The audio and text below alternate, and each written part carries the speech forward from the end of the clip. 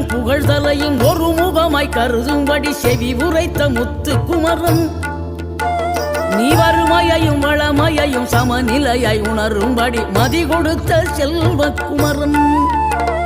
தடை 100 வந்தாலும் செயல் வெற்றியாக்கி தரும் தாராள குணம் கொண்டவன் நீ வலை வீசும் அறிவுக்கு தொலைவானவானாகி மாறாது அருள் செய்பவன் தீராத காதலோடு திருவடியை தொழுபவர்க்கு திரவியமே தருகின்றவன் நீ தாராள உள்ளமோடு தவக்கோலம் கொண்டு பெறும் தார்மீக பொருள் தந்தவன் தார்மீக பொருள் தந்தவன் ஆறுபடை வீடும் அருள் வழங்கும் முருகா அருகே நீ ஓடோடிவா மூவிரண்டு முகம் ஜொலிக்க 2 கரங்களுடன் ஆதரவு தரவோ